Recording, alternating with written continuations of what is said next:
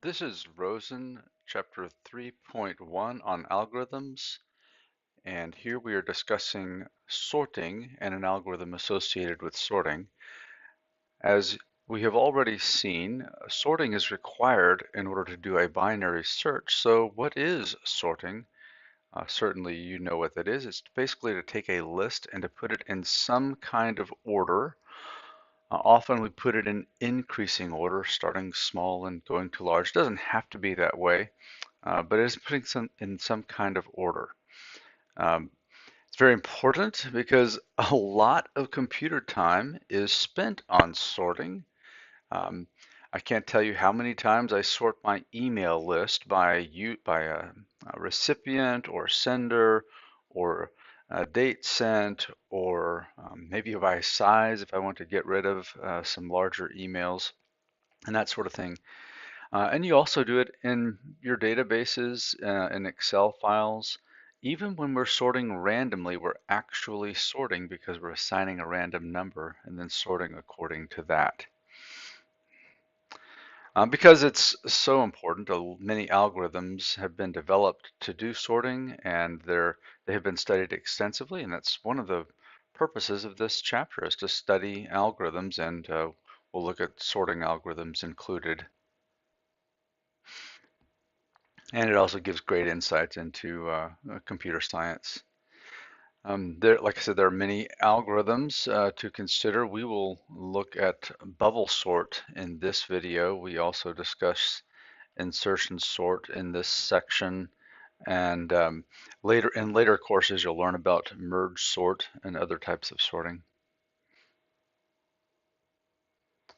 Um, all right, and then 3.3 will discuss how we analyze algorithms, including sorting. Okay, so the bubble sort. How does it work? Well, we make multiple passes through a list, and then if a pair is seen to be out of order, we switch that pair. So let's look at the pseudocode for the bubble sort. My input is a list of numbers, not sorted as it comes in necessarily. And of course, you need at least two. We're going to set up two loops, an outer loop and an inner loop. And since we're comparing pairs, that outer loop will step through n minus 1 times. It won't need to be n because that last time I wouldn't have a number to compare to. So uh, n minus 1 times for the outer loop. And then for the inner loop, we'll see that we don't need to do a large one each time. It gets smaller and smaller because what happens is the largest element will go all the way to the end of the list. Well, how does that happen?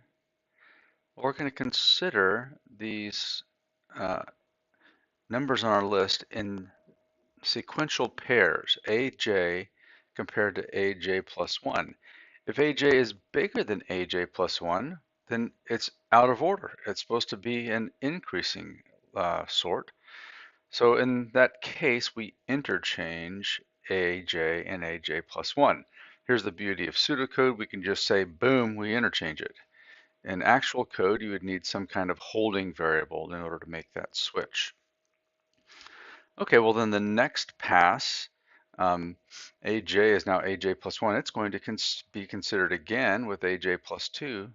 And if AJ plus 1 is bigger than AJ plus 2, then it's going to get switched. And because of that, the largest number on this list is always going to go to the very end on the first pass. And then that'll be the end of I equal 1. Now I equals 2. Basically, we have a list that's one shorter because that largest item is already to the end.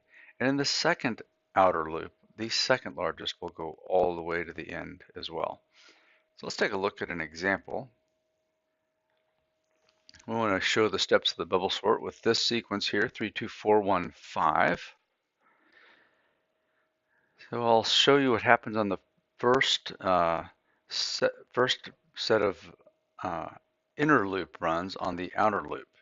So here we have I equal 1, and we compare J1 to J2, A1 to A2, and we can see that 3 compared to 2 is out of order, so we switch them. And so the blue line with the arrows means we're switching those, and you can see that 2 went here and 3 went there. And now the inner loop increments, and now we're comparing 3 to 4, but they're in the correct order, so we don't switch those, and that's what that little blue line without the um, arrow represents.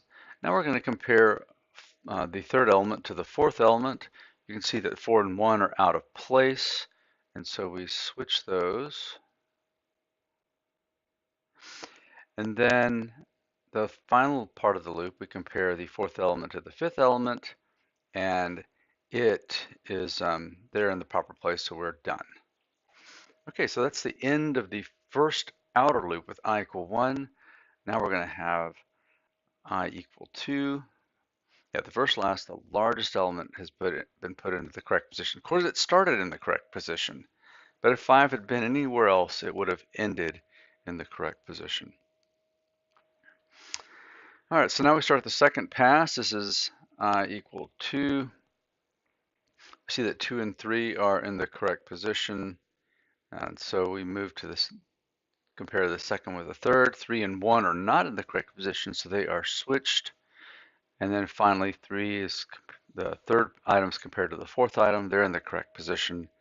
And so we've completed that pass. And then we can see that the second largest element has been put into the correct position. And now we start the third pass. This is I equal 3.